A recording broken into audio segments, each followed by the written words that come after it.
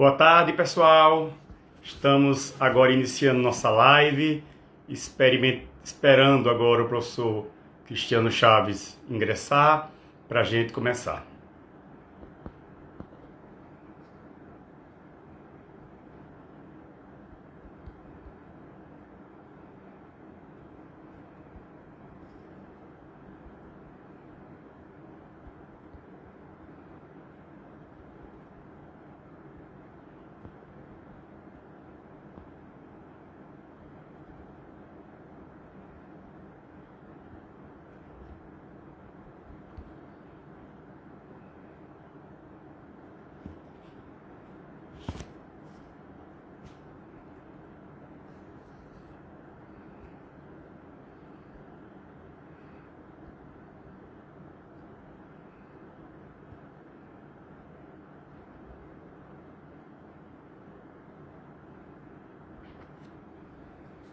Boa tarde. Boa tarde a presidente do IBDFAN, a Cássia. Boa tarde, professora Clara Dias. A Aida Campos ingressando agora. Hoje nós vamos tratar de um tema de suma importância, que é a responsabilidade civil no direito de família, com o professor Cristiano Chaves. O professor Cristiano dispensa apresentações. O professor Marcos Feitosa ingressando também aqui na sala.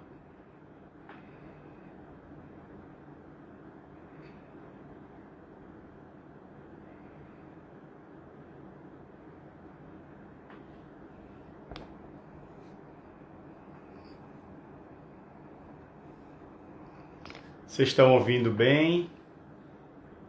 O áudio tá bom? A imagem tá boa?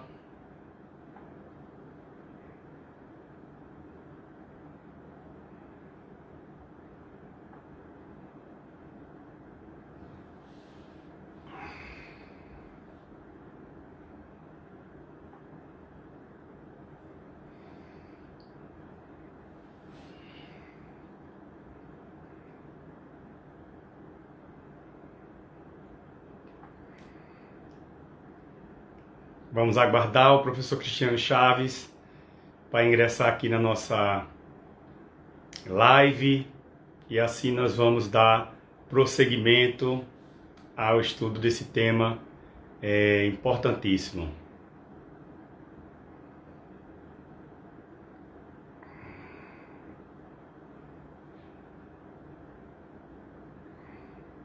Queria desde já agradecer o convite da presidenta do IBDFAN, a Cássia Leles, para ser o debatedor, juntamente com o professor Cristiano Chaves, que é um professor querido, tanto pelo IBDFAN, quanto pelos professores aqui de Sergipe, como também pelos alunos do nosso estado, né?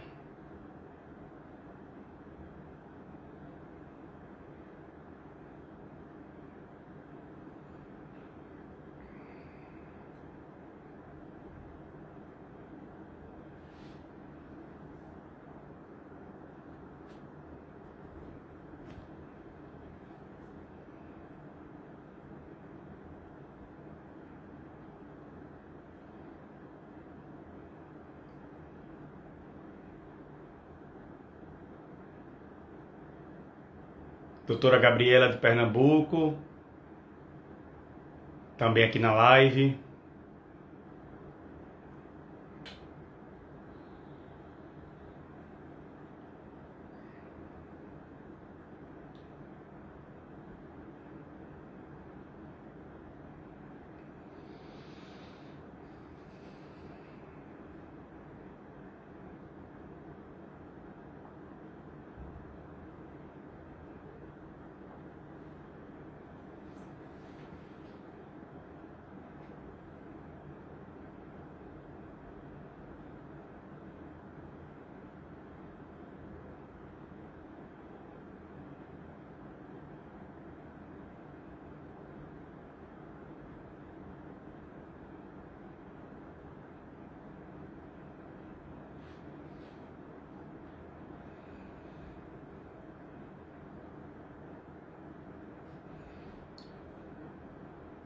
Vocês sabem que o IBDFAN está realizando várias lives, essa é a segunda que eu estou participando. Essa semana nós vamos ter 3 lives, basta vocês acompanharem o Instagram do IBDFAN para que vocês possam ter acesso e acompanhar ao vivo o debate de vários temas importantes.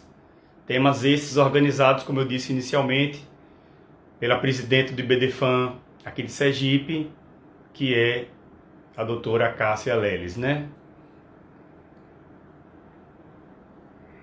Estamos aguardando a entrada do professor Cristiano Chaves para que a gente possa começar os debates dessa tarde. Tarde, quase noite, né?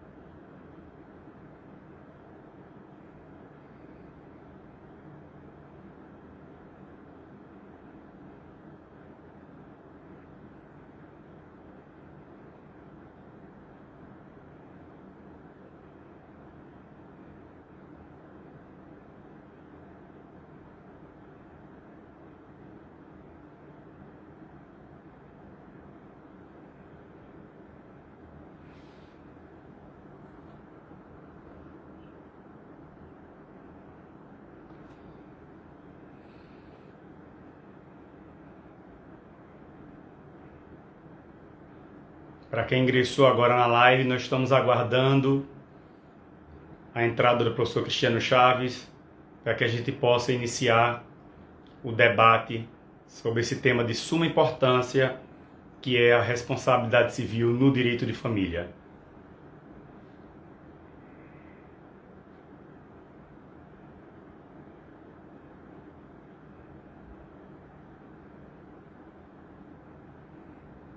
O professor Cristiano Chaves, se ele por acaso estiver aqui na sala, acredito que não, estou acompanhando, mas ele pode se manifestar.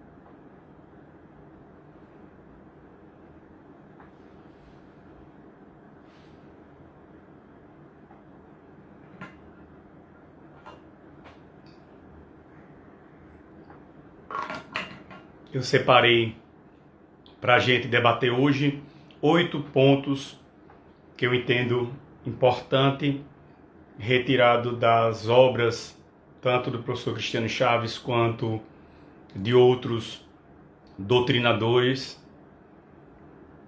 A gente no primeiro momento acha que a responsabilidade civil no direito de família está pacificado por algumas decisões que nós já tivemos do STJ, mas é um tema que ainda existe muita divergência doutrinária e também divergência jurisprudencial.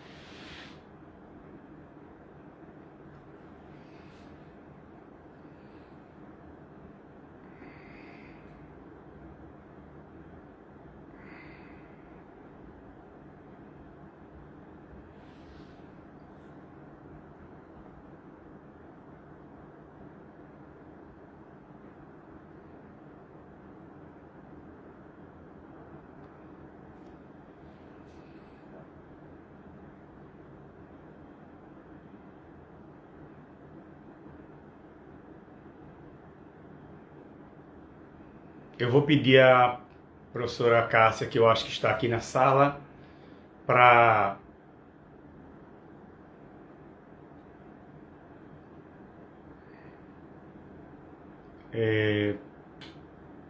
me dar um posicionamento sobre a entrada do professor Cristiano Chaves.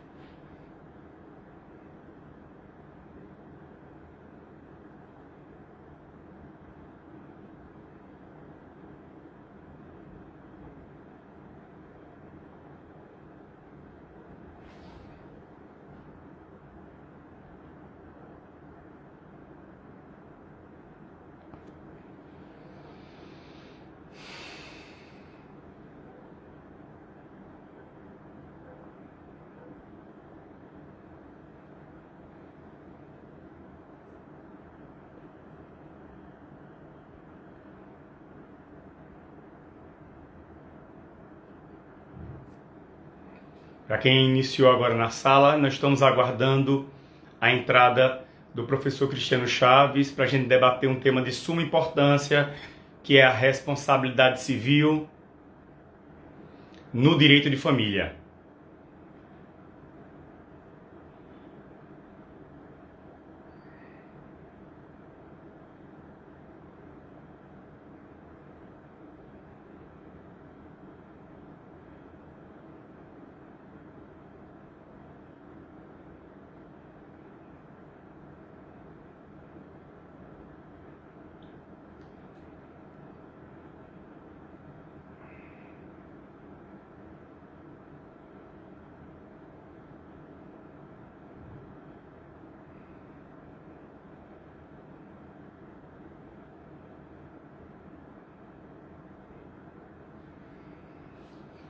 Vou fazer uma introdução para vocês sobre o tema, enquanto a gente aguarda a entrada do professor Cristiano Chaves.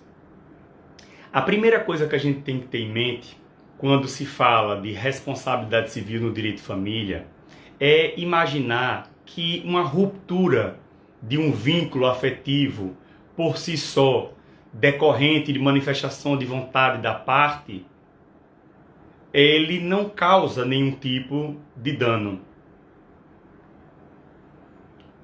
A professora Cássia está informando que ele está com alguma dificuldade para entrar, professor Cristiano Chaves, mas vamos iniciar uma introdução aqui.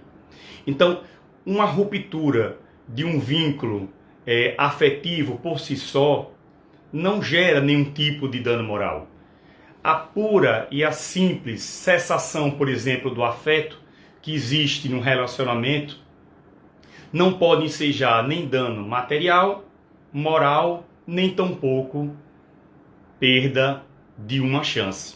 Então, a gente vai analisar situações e casos concretos em que é permitido, tanto pela jurisprudência do STJ, quanto pela doutrina majoritária e adequada, situações em que há o cabimento da responsabilidade civil e o cabimento e os casos de não cabimento da responsabilidade civil.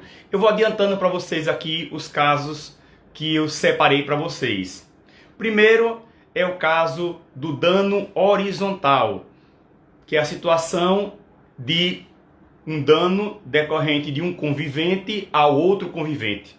É chamado, até pelo próprio professor Cristiano Chaves, de dano horizontal. Vamos falar também do dano transversal, que é aquela situação em que há um terceiro ofensor que também permite-se a indenização. Há também as hipóteses de tutela inibitória, e aí é possível inclusive utilizar essa tutela inibitória na violência doméstica da Lei Maria da Penha, conhecido de todos nós. É importante também falar um quinto ponto, que é a responsabilidade civil vertical.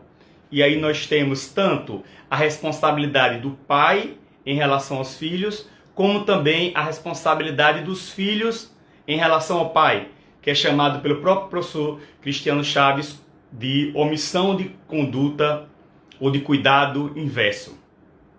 Temos também a responsabilidade civil pela alienação parental. Não menos importante é o dano moral pelo inadimplemento alimentar. E por fim, eu separei também um tópico super debatido e importante, que é a possibilidade ou não da responsabilidade civil decorrente da lei de Palmada, que é aquela lei 13.010/2014, que enseja vários debates em relação à responsabilidade civil. Então são esses 8 tópicos.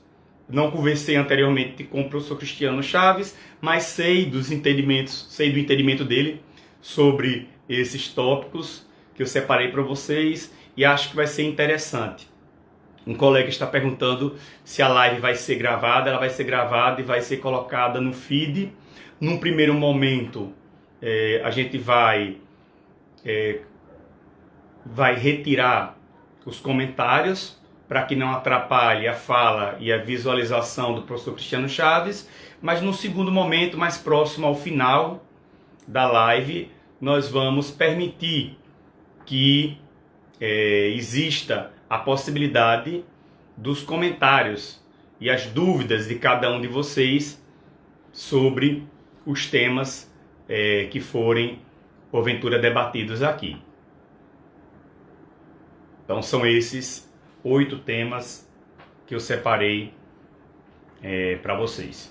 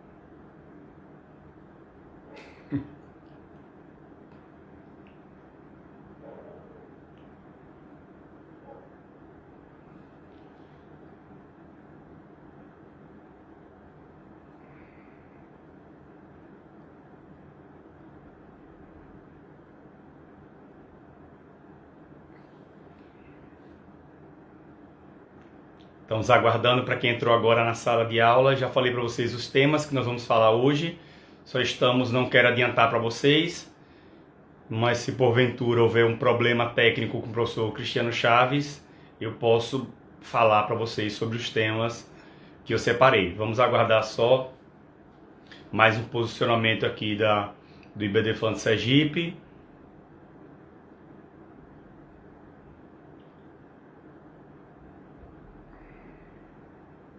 Mas a presidenta do IBDFAN já informou que o professor Cristiano Chaves teve um problema de comunicação, mas já vai entrar.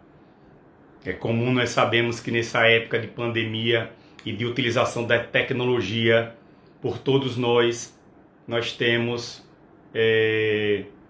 muitos problemas de conexão, de internet. Eu já tive alguns problemas, inclusive lives canceladas. O professor Cristiano Chaves acabou de entrar, vou convidar ele.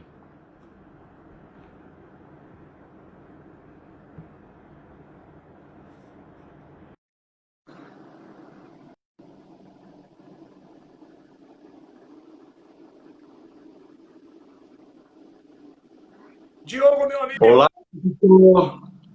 tudo bom? Como vai você? Que bom revê-lo. Tudo jóia. Que bom, professor. Eu queria Professor, sim. A professora Cássia pelo convite, viu? Para mim é uma honra enormíssima estarmos juntos aqui hoje.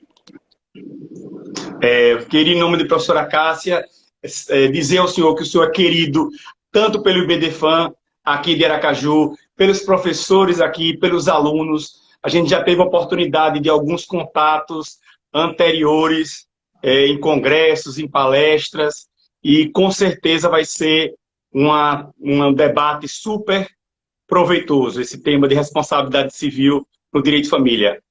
Sem dúvida, sem dúvida.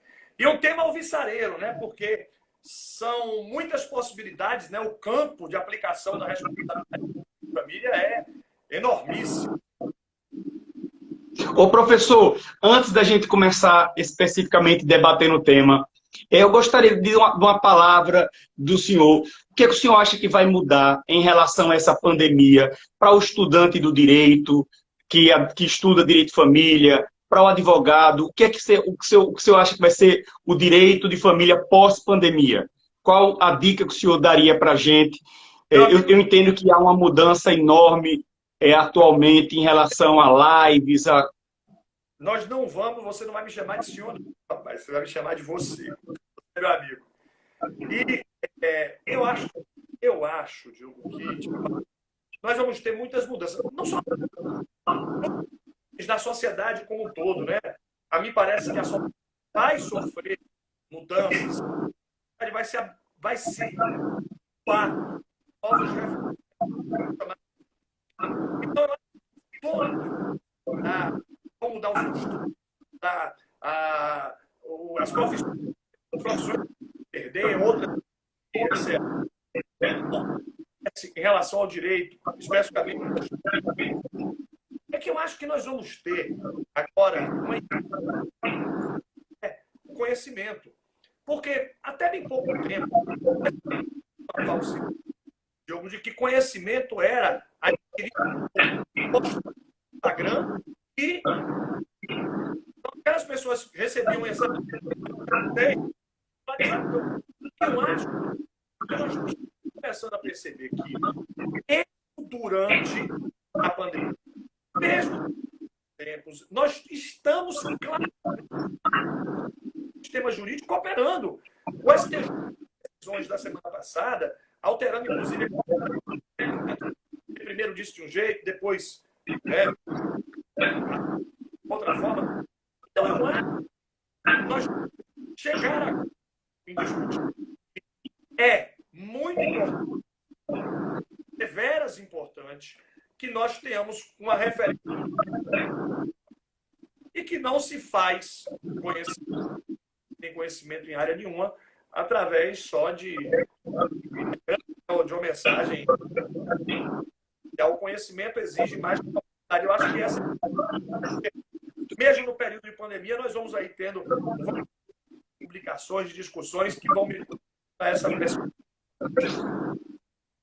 Ok, professor. Professor, eu separei alguns tópicos como debatedor, de acordo com as suas obras, seu entendimento. O primeiro que eu gostaria que o senhor falasse um pouco é do dano horizontal, que é aquele dano de um convivente para outro convivente. Nós sabemos que nós temos duas divergências doutrinárias, uma elencada pelo professor Inácio Carvalho e outra elencada pelo professor Gustavo Tepedino, em relação da possibilidade ou não da indenização nessa situação, como naquelas situações, por exemplo, nas situações, por exemplo, de adultério, pode se encaixar nessa situação. Aí eu queria que o senhor explicasse qual é a sua opinião desse dano horizontal.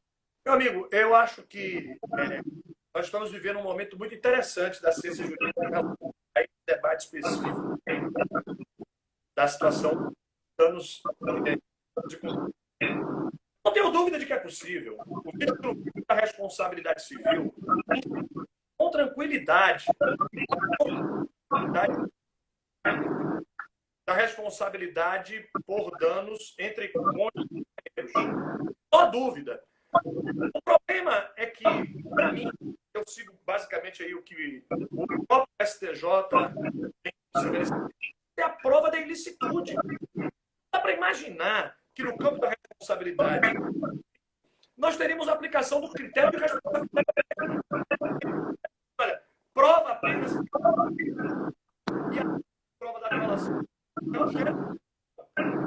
É o meu sentir, uma fragilização dos próprios vínculos afetivos, dos vínculos.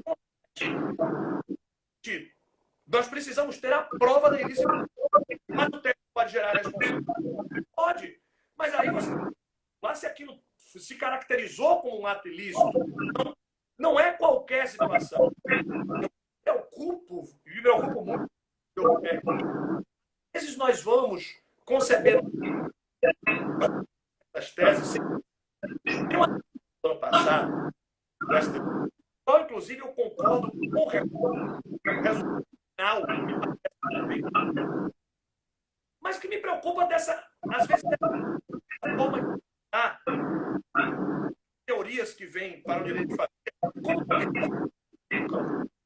Era um caso de indenização em que um cônjuge transmitiu doença. Só que aquele cônjuge que transmitiu doença, ele não tinha conhecimento, era portador da doença. Então, ele não saber, e, portanto, sem culpa.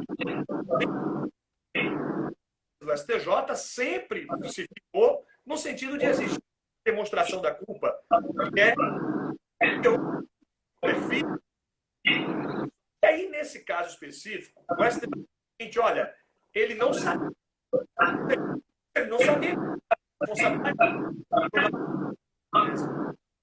não vai ter responsabilidade, não vai ter responsabilidade, mas na culpa, porque não teve culpa. Mas importou essa tese do dolo eventual. Para quem não lembra, a tese do dolo eventual é aquela que o agente o risco do resultado. Como o risco lhe produziu o resultado. Então ele diz o seguinte: olha, ele não produzia aquele resultado para o mesmo, a mesma forma. Eu me preocupo. Eu chegaria a esse resultado. Não, pelo dólar eventual. Eu não utilizaria a tese. Eu utilizaria aí a tese apenas da flexibilidade.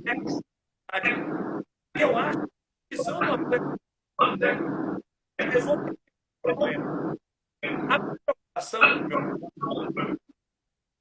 como diz o nosso sábio ditado do povo, porteira que passa boi. Então, para que nós tenhamos discussões sobre dólar eventual, não falta nada. O que nós vamos ter dentro de uma relação afetiva, dizendo ao outro: olha, eu estou sofrendo psicológico. Essa mágoa que eu fiquei, esse dano passando. Então, será que esta tese do dólar eventual não estaria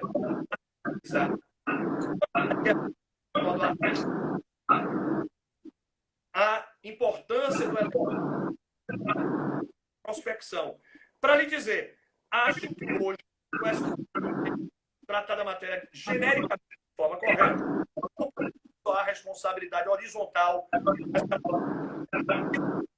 culpa, mas com essa decisão do ano passado, que se discute dólar eventual familiares. Fica um tema aí para a gente pensar, né? E a gente mais pessoal que lida com direito de família, essa colocação, não pensar na tese aquele resultado é muito provável. A tese não serve apenas para aquele processo. É uma tese jurídica e como utilizá-la. Essa é a minha preocupação banal. Essa tese. Ô, professor, alguns alunos estão reclamando do áudio. O senhor está com algum problema de conexão do seu áudio? Do meu. Então, está cortando um pouco. Deixa eu tentar verificar.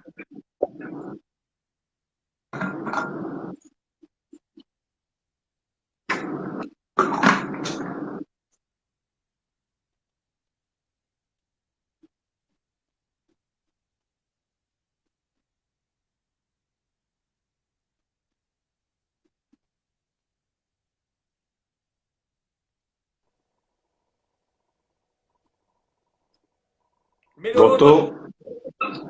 Eu acho que melhorou. Professor, dentro do seu livro, o novo Tratado de Responsabilidade Civil, o senhor trata também do dano transversal, que é aquela situação que que existe um terceiro ofensor, por exemplo, nos casos de adultério. O STJ já decidiu essa situação pelo não cabimento do dano moral em decorrência do adultério, mas o senhor traz algumas possibilidades que, excepcionalmente, pode ensejar uma indenização nessa situação. O senhor poderia falar sobre esses casos? E claro, é porque eu acho que nós precisamos, nesse ponto específico, nós precisamos ter uma visão menos romantizada e mais. Porque não adianta pegar o amante ou a amante e colocar nele o peso, a responsabilidade da queda da conta.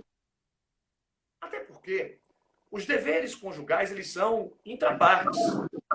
Eles aplicam com os companheiros. Não teria o condão de se aplicar em relação a imaginável um dever conjugal terceiro. Então, fundamentalmente, esses deveres alcançam as partes da relação. As partes. Agora, evidentemente, pode ofender, mas aí, pela qualidade da relação familiar, não seria ser um amante, mas por violar direitos da personalidade. Então, aquele terceiro que vai ofender, que vai violar a honra, então, uma abrangência, aí sim, de uma responsabilidade civil. Mas aí não seria pela natureza. Eu quero lhe dizer nesse ponto, a gente tem um foco mais objetivo para dizer a pessoa, ela não assume deveres, mas ela tem os deveres postos pela qualquer pessoa.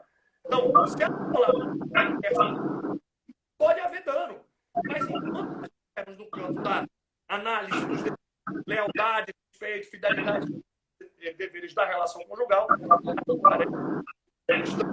dados a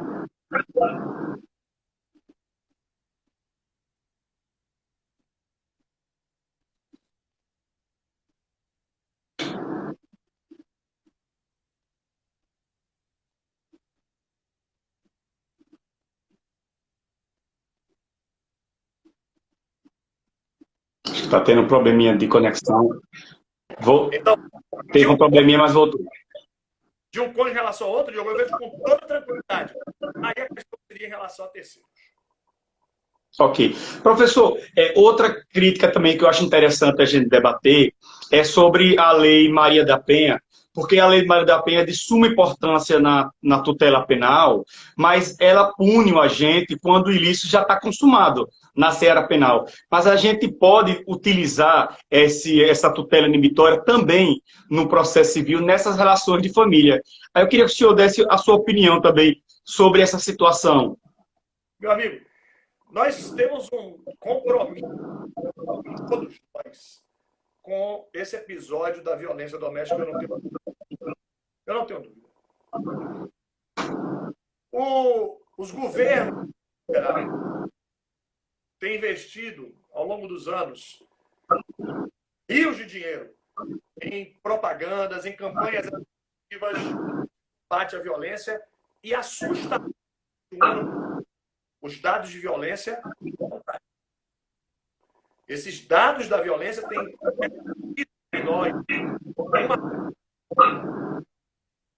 e por isso, nos últimos anos, nós tivemos mudanças significativas na área da pena, policial aplicada medidas de proteção. As medidas de proteção deixaram de ser de responsabilidade exclusiva, podendo ser aplicadas pela autoridade, que é a pessoa doméstica manter um contato com a autoridade policial. E por isso eu acho que essas estão no artigo 22 da Lei Maria da Penha, ela é extremamente interessante para a proteção da mulher. Por exemplo, aquela medida de afastamento, impedir o agressor dela, tantos metros. Então, dá um exemplo. Num outro exemplo, também, a mulher vítima de violência, às vezes ela não tem recurso para si. E aí, é possível, a título de medida preventiva, conceder uma alimentícia ali, ainda em território temporário, é possível dar um regime. E agora, Diogo, olha aqui, a nova redação da Lei Maria da Penha permite que, a título de medida protetiva, o juiz até o divórcio. Então, até o divórcio pode ser. E aí você pensa assim, mas por que o divórcio? Porque efetivamente esse veio desatrelar o laço, desatrelar a relação, poder seguir a vida. Então, aparece esta nova ampliação de competência da vara especializada, e a vara especializada, quando seja criminal, vai poder julgar divórcio, guarda de filho, vai poder julgar visitação e pensão alimentícia. A única proibição expressa no texto é a proibição de partir. Então, a vara especializada não pode decretar a forma, tudo mais, a vara especializada vai. Entendi. Professor, um dos temas, eu acho que um dos primeiros debatidos na responsabilidade civil no direito de família foi aquela responsabilidade civil vertical, no caso de abandono paterno dos pais em relação ao filho. Hoje em dia a gente sabe que está pacificado esse entendimento no STJ, o STJ considerou esse cuidado como um valor jurídico objetivo, mas a gente deve analisar também outras situações. No caso de abandono, está já determinado o entendimento do STJ. Mas no caso contrário, por exemplo, nos casos em que o pai ele age com excesso de cuidado em relação ao filho, um excesso afetivo, ou, por exemplo, aqueles pais que há uma fiscalização ou tolhe um rigor de liberdade do filho maior do que o normal, do bom senso e do homem médio, ou até mesmo aquela omissão de cuidado inversa, que é a situação em que os filhos não dão afeto ao pai. Nessas outras situações que ainda não está o debate consolidado no STJ, qual é a opinião, sua opinião, professor? Meu amigo, primeiro eu continuo preocupado com essa hipótese. Por quê? Ouço constantemente os colegas e turistas, de um modo geral, isso, uma figura de linguagem agora. Aquela figura de linguagem, metonímia. Metonímia é quando fala da parte. Então, toda vez que alguém usa comigo a expressão responsabilidade civil afetiva, eu estabeleço na minha mente que é uma metonímia. A pessoa para conseguir o entendimento de que a responsabilidade é pela violação do dever de vontade, não pela violação do afeto. Então, o afeto é um valor imaterial, de subjetivismo. E não me parece que o afeto é juridicamente. Porque se o afeto, nós vamos chegar nesse ponto que você entende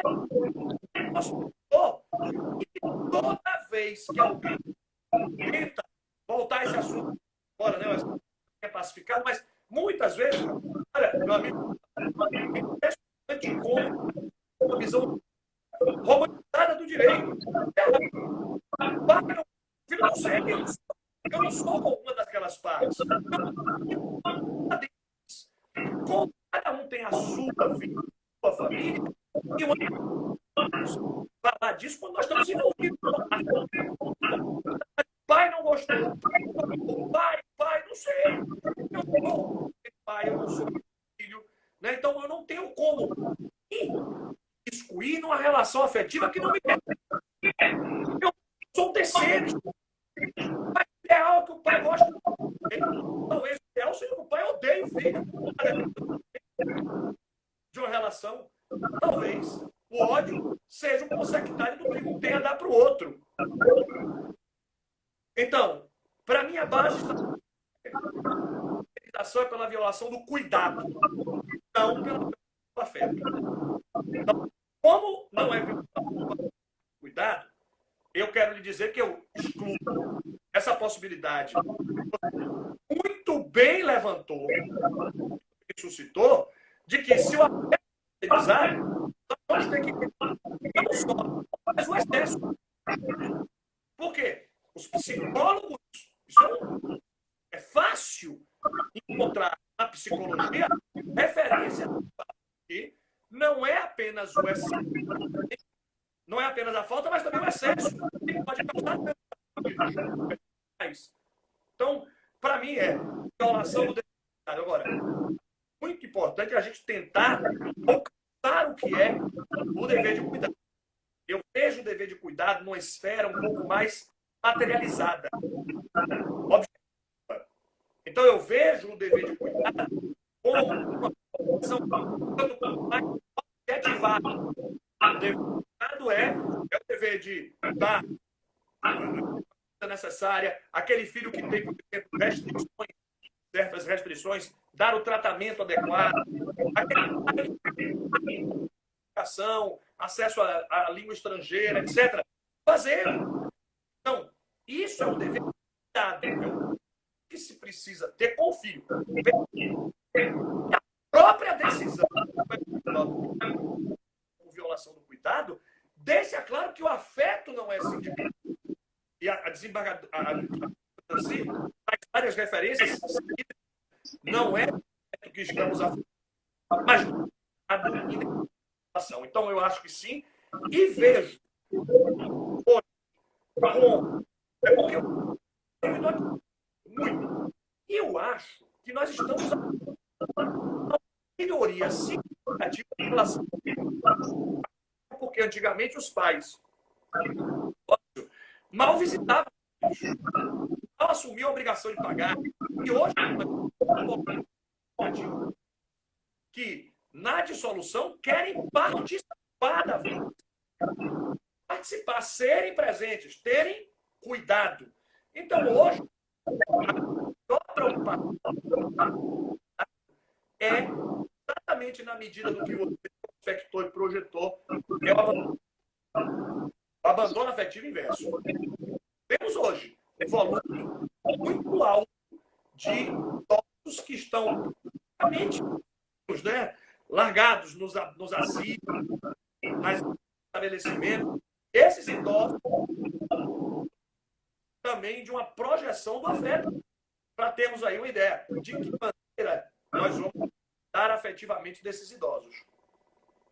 Exatamente. Então, a gente pode afirmar, professor, que a regra geral, essas rupturas de relações por vontade das partes, ou até mesmo um pai que deixa de ter ou cessa o afeto por um filho, por si só, não gera uma indenização, seja ela dano material, seja ela dano moral, ou até mesmo uma perda da chance. A gente tem que analisar o caso concreto para que estejam presentes, nesse caso concreto, os pressupostos da responsabilidade civil. Professor, outro... geral é a responsabilidade subjetiva. O objetivo é a responsabilidade porque não existe. Com certeza. Relação. Outro tema que eu acho importante também, se der tempo para a gente falar, é a responsabilidade civil decorrente da alienação parental. A alienação parental são aquelas, todos nós sabemos, aquelas interferências psicológicas que, porventura, o genitor ou a genitora ocasiona naquela lavagem cerebral no filho. Mas a regra geral é que também, segundo eu acho o entendimento até do senhor, é que não, a alienação parental por si só também não gera o dano moral. Para gerar o dano moral, nós temos que ter configurado a síndrome da alienação parental. Aí eu queria que o senhor falasse um pouquinho sobre essa síndrome de alienação parental. Essa síndrome é difícil, muito difícil, de ser alcançada. É que o grande problema da alienação parental é que nem sempre a pessoa que pratica o ato parental culposamente. Para a responsabilidade civil, não depender da prova da culpa. O grande problema é que às vezes será dificílima a comprovação. Muitas vezes, aquele familiar que pratica alienação, eu estou falando para deixar isso aberto, porque nem sempre é um pai ou mãe. Exatamente, é. Ouvindo dos avós. Do avô, um tio, é.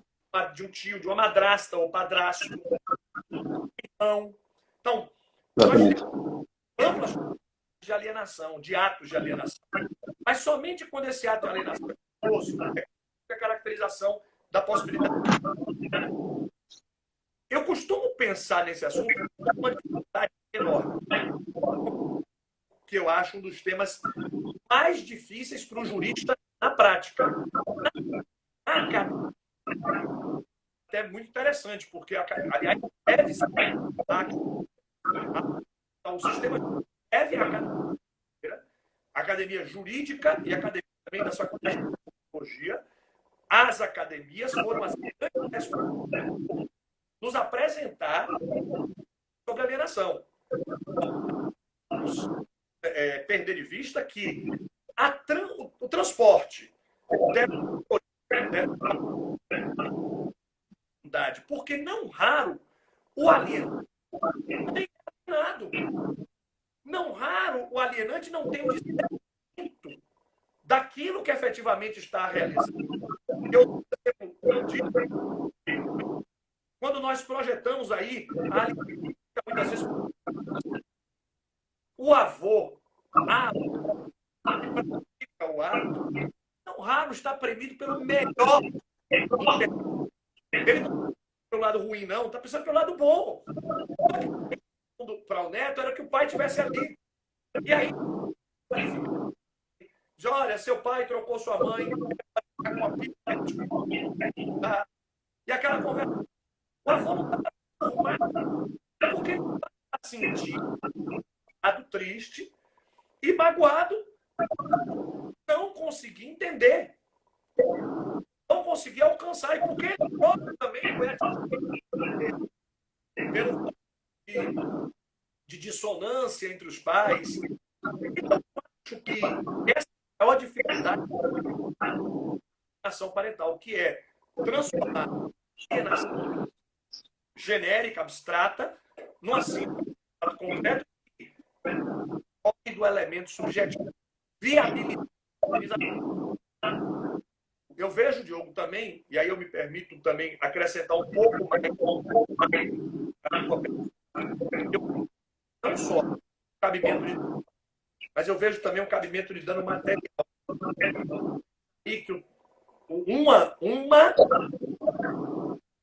para essa vítima, eu ofendi pela alienação parental, uma das coisas é a necessidade de tratamento psicológico, de tratamento de educação.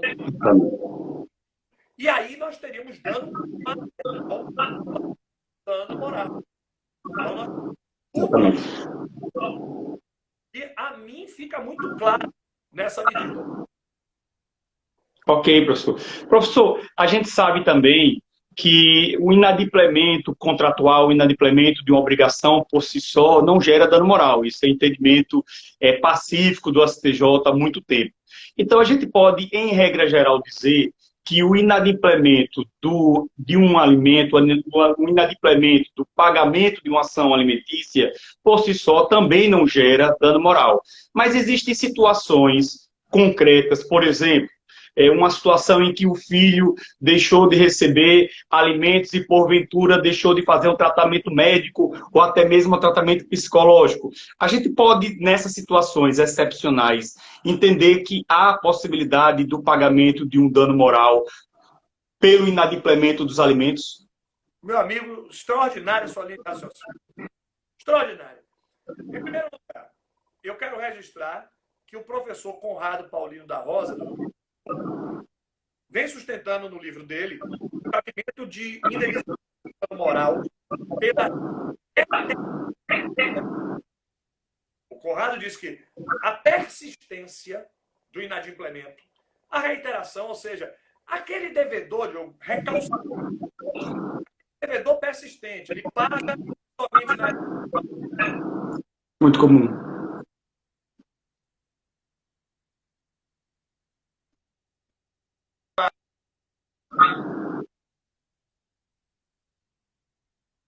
E aí, esse devedor recalcitrante poderia ser sancionado com dano moral.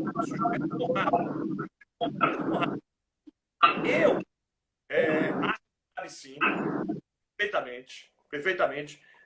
Acho que apenas precisa provar. Agora, eu vou fazer uma distinção de categorização. Então,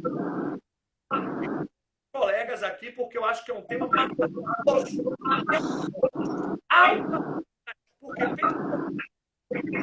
Porque quantos relatos nós conhecemos em que a mulher assume manter o filho porque o homem não está pagando, já teve que honrar. Ou aquele que começa a pagar depois da ação judicial. 4 anos, não pagou nada. Ou ele usou a decisão, mas ele não pagou, por execução, alguém honrou, ou as chamadas despesas extraordinárias. Suponha, meu amigo, que a criança medicamento, tratamento médico, precisou de uma assistência diferenciada. Isso, olha, eu já pago a pensão, se vira aí. Só que a pensão foi calculada somente com as despesas. Então, o que eu quero dizer, eu persistência pela reação, ou seja, o devedor, quanto mais, pode ser obrigado a indenizar. Eu quero lhe dizer que eu vejo toda tranquilidade também reembolso de alimentos. Esta ação de reembolso de alimentos é uma ação proposta no prazo de 10 anos. É uma ação proposta não pelo outro pai, pelo outro genitor, ou que teve a despesa, não necessariamente, mas por quem teve que pagar. Ele pode ser o avô, pode ser a chamada, pode ser aquele assumiu e vai ser ressarcido essa ação de reembolso.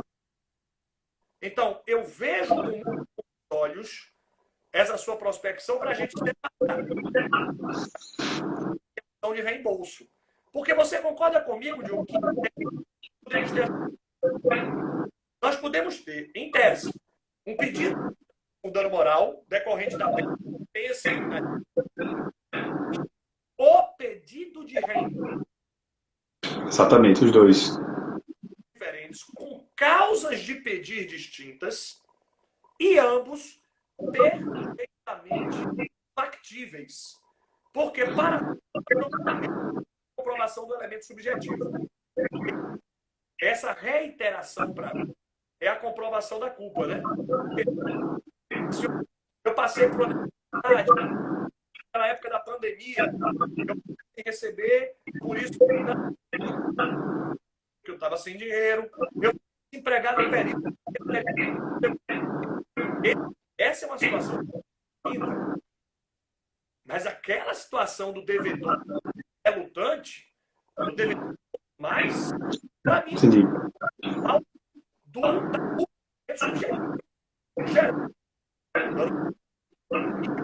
despesas. São coisas diferentes, com prescrição. Imposto de despesa, prescrição de 3. Oral, prescrição de 3. Exatamente. Para as pretensões indenizatórias aí serão diferentes. Ok, professor. A gente tem mais... É nacional esse tema. Eu quero lhe dizer, prospecções, mas esse é um tema do futuro. Esse é um tema do futuro. Nós vamos dedicar esforço para mais amplo. Professor, a gente tem ainda 5 minutinhos. Existe possibilidade, em decorrência da violação da lei da palmada, pensar em responsabilidade civil, para a gente terminar? Meu amigo, eu acho muito difícil. Mas, em tese, sim. Porque aí eu vou agora... E vou lembrar de uma frase muito interessante do Orlando Gomes, um grande civilista. Orlando Gomes diz: não existem direitos que não possam ser exercidos. Todo direito pode ser exercido. E ele, então, utiliza o abuso, a expressão dele de amortecedor o exercício de direitos. Então, se a gente pensa, a partir da lei da palmada, numa perspectiva de aí nós vamos viabilizar a indenização. O direito pode ser exercido abusivamente, excessivamente. Conhecimento, a indenização no excesso. Fora o excesso, eu acho difícil, porque a questão da alienação parental, porque não é fácil demonstrar,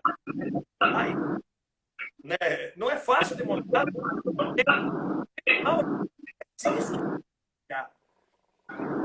exercício do poder familiar, os pais. Código Civil, eu vou limitar 638 do Código Civil. O pai pode, no exercício, aplicar castigos modernos. E quando o código diz que ele pode está dentro do... está dando ao pai de escolher os instrumentos de educação. Desde que seja moderno. Então, professor, a gente tem só alguns minutinhos, vamos despedir. É uma satisfação enorme estar dividindo um debate. A alegria é uma... Quero agradecer a você, a Cássia, sempre maravilhosa, gentilíssima. Dificuldade aí para entrar, a Cássia está em mandar. Mas eu tenho certeza, esse altíssimo nível de que a gente está, uma colaboração para a prática do direito, né? Esses estudos acadêmicos estão nos levando para... Obrigado, professor. Até a próxima. Que bom que a tecnologia a gente pode se ver por enquanto. Isso. Tudo de bom. Até logo. Tchau. Até mais, gente.